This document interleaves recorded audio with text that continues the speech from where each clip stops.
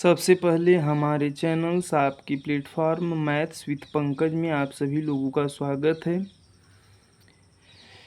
इस चैनल्स के माध्यम से हम क्लास 9, 10th, 11th, 12th के मैथमेटिक्स के विषय में बेहतर से बेहतर तरीके से क्या करेंगे, पढ़ेंगे।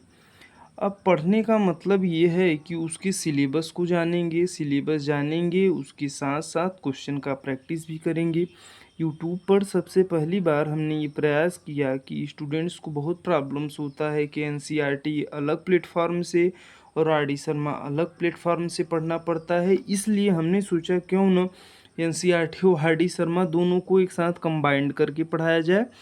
तो हम सबसे पहले आपके लिए एनसीईआरटी क्लास 9th मैथ्स के सिलेबस के विषय में एनसीईआरटी और आर डी शर्मा अगर मैथ्स पढ़ना है तो दोनों को सिलेबस को हमें जानना अति आवश्यक है कि क्या सिलेबस में दिया गया है।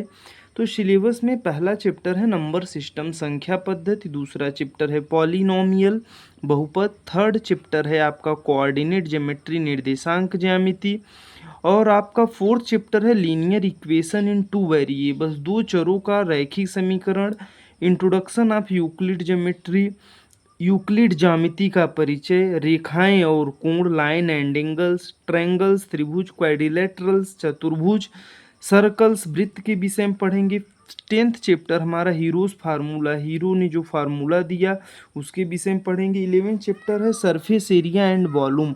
सरफेस एरिया एंड वॉल्यूम का मतलब जो पृष्ठीय क्षेत्रफल और आयतन के विषय में 2D एंड 3D ज्योमेट्री के विषय में पढ़ेंगे।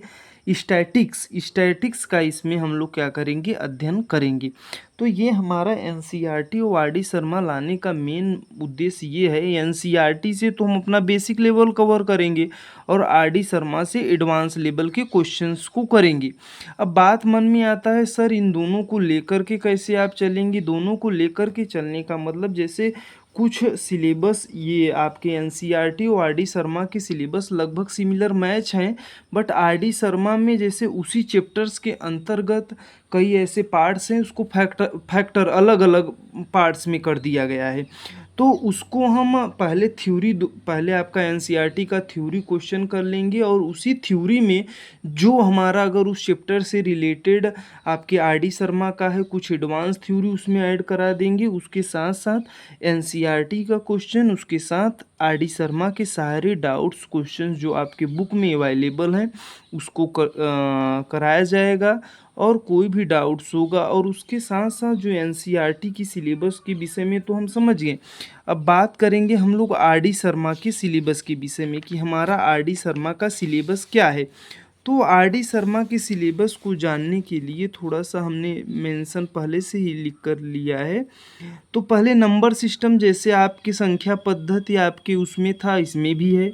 एक्सपोनेंट आप देखिए, अब यही एक्सपोनेंट ऑफ रियल नंबर्स इसी में से निकाल दिया गया है, एक और बना दिया गया है।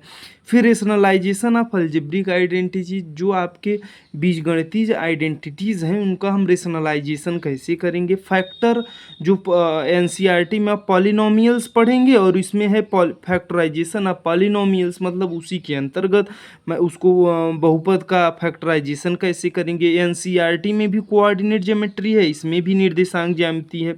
एनसीईआरटी में भी linear equation in two variable है, इसमें भी दो चरों का रैखिक समीकरण है। एनसीईआरटी में भी आपका introduction of Euclid geometry, Euclid ज्यामिति का परिचय है। इसमें एनसीईआरटी में भी रेखाएं एवं कोण है, इसमें भी आपके आर डी शर्मा में रेखाएं एवं कोण है। एनसीईआरटी में भी त्रिभुज है, इसमें भी है।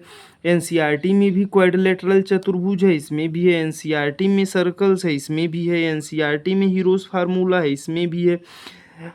एनसीईआरटी में आपका ओनली दिया है सरफेस एरिया एंड वॉल्यूम, और इसमें क्या है, surface area and volume of right circular cone. उसमें सरफेस एरिया जो हम वॉल्यूम को पढ़ेंगे वो हमारा है 2D एंड 3D ज्योमेट्री। इसमें राइट सर्कुलर कोन को भी लेकर के चलना है।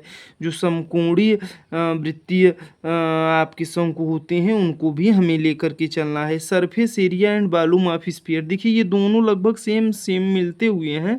इसमें स्फीयर के विषय में जैसे उसमें एनसीईआरटी में आपका दे दिया है सरफेस एरिया एंड वॉल्यूम, तो इसमें दोनों को एनसीईआरटी में आप जब देखेंगे तो सब एक साथ लेकर के, जैसे उसमें आपका सिलेंडर हो गया है, कोन हो गया है, फिर उसके बाद स्फीयर हो गया है, राइट सर्कुलर कोन हो गया है। एनसीईआरटी में एक ही चैप्टर में चारों चीज़ दे दिया गया, बट इसमें दोनों को अलग अलग कर दिया गया, तो दोनों वही हुआ। और उसमें स्टैटिक्स है, इसमें graphical representation of statistical data, इसमें ग्राफिकल रिप्रेजेंटेशन कैसे डाटा को हम लोग करेंगे।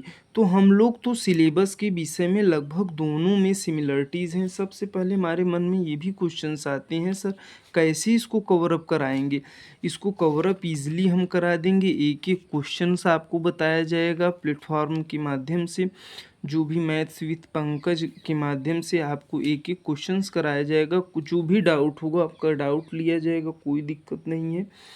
और हमारा मेन उद्देश्य, जैसे बहुत सारे स्टूडेंट्स ये होते हैं अन्य अन्य चैनलों पर, आर डी शर्मा अलग पढ़ेंगे, एनसीईआरटी अलग पढ़ते हैं, तो थोड़ा सा जैसे हम लोग भी थे इस 9th 10th 11th 12th में, तो इन सब चीज़ों को फेस बहुत किए हैं। तो हमें पता है कि क्या फेस करने से, जैसे अब हम लोग एनसीईआरटी अलग पढ़ लेते थे, आर डी शर्मा के लिए अलग कोशिश करना पड़ता था, कहाँ से पढ़ें, एडवांस लेवल कैसे तैयार करें। तो इसीलिए हमने एनसीईआरटी और आरडी शर्मा दोनों को एक साथ लिया है, जिससे हमारा बेहतर से बेहतर तरीके से तैयार हो सके और हम लोग स्टडी बेहतर से बेहतर तरीके से कर सकें। सबसे पहले हमने आपके एनसीईआरटी और आरडी शर्मा दोनों के सिलेबस के विषय में आपको बढ़िया से बता दिया। अच्छा, एक और बात आता है, नंबर सिस्टम तो संख्या पद्धति उसमें भी है। ये जो तीनों चैप्टर हैं लगभग एनसीईआरटी में एक ही चैप्टर में है, और एनसीईआरटी में 13, ये तो 14 हो जाएगा, ये 15 हो जाएगा। 13 और 14 दोनों चैप्टर को एनसीईआरटी में एक कर दिया गया है, और यहाँ पर एस्थेटिक्स दिया गया है।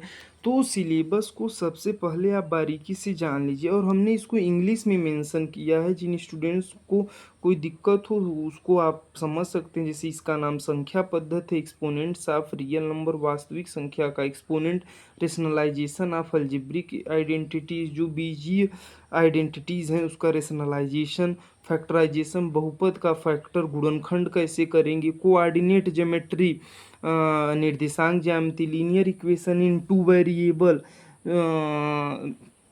दो चरों का रैखिक समीकरण, इंट्रोडक्शन ऑफ यूक्लिड ज्योमेट्री का परिचय, रेखाएं एवं कोण, त्रिभुज, चतुर्भुज, वृत्त, हीरोज फार्मूला, पृष्ठीय क्षेत्रफल और आयतन, समकोणीय वृत्तीय कोण का, शंकु का surface area and volume of sphere, गोले का पृष्ठीय क्षेत्रफल एवं आयतन, ग्राफिकल रिप्रेजेंटेशन जो कि ज्यामिति निरूपण, स्टैटिकल डाटा का जो स्टैटिक्स होता है उस डाटा का हम लोग ज्यामिति निरूपण किस माध्यम से करेंगे। अब मन में क्वेश्चंस आपके ये भी आएंगे, सर ये कैसे कराएंगे। कैसे कराने का सीधा सा मतलब ये है कि हम इसको बेसिक टू एडवांस लेवल, हमारा मेन उद्देश्य है कि आपका अगर मतलब मेच्योर्ड नॉलेज, कहीं आपको भटकना ना पड़े, तो आप आर डी शर्मा एनसीईआरटी दोनों को साथ में एक एक क्वेश्चन से एक एक डाउट आपका विद पेन एंड पेपर के माध्यम से आपका कराया जाएगा। तो हम इस चैनल के माध्यम से आप लोगों से यही रिक्वेस्ट करेंगे कि आप लोग इसको अगर बारीकी से देखिए, स्किप ना करते हुए बारीकी से चीज़ों को पढ़ेंगे, तो थोड़ा सा आपको भाई अभी awkward नहीं लगना चाहिए, क्योंकि अब जो ये आपका ये सिस्टम्स वगैरह जो जिस तरीके से आपको बताया जाएगा, उससे पहले ये मेरा उद्देश्य था कि आपको हम परिचय करा दें किस प्रकार से स्टडी को करेंगे। तो हमने आपको एनसीईआरटी आर डी शर्मा का स्टडी करा दिया है कि किस प्रकार से पढ़ेंगे, एक एक डाउट करेंगे। पहले हम थ्योरी को कंप्लीट करेंगे, थ्योरी से रिलेटेड जो दोनों में क्वेश्चंस होंगे क्वेश्चंस को करेंगे, फिर चैप्टर वाइज क्वेश्चन को करेंगे, प्रैक्टिस करेंगे। उसके साथ साथ अगर आपके कमेंट्स में कोई और क्वेश्चंस जो आपके मन में पुटअप होते हैं, अगर आप निश्चित ही शेयर करेंगे तो हम उसका सल्यूशन जवाब वगैरह या नेक्स्ट क्लास में उसको ऐड करके कोशिश करेंगे कि इंक्लूड करें। तो इसी के साथ हम ये हमारा ये उद्देश्य है कि आप दोनों को जान जाएं पहले। और मैथ्स विद पंकज में आप लोगों का सभी का स्वागत है। बस हमारा यही आप लोगों को बताने का मेन उद्देश्य था कि किसी भी तैयारी से पहले सिलेबस को हम कवर अप कर लें। तो ठीक है, बस आज के लिए बस इतना ही। धन्यवाद आप सभी लोगों का मैथ्स विद पंकज में। Thank you, thank you, thank you.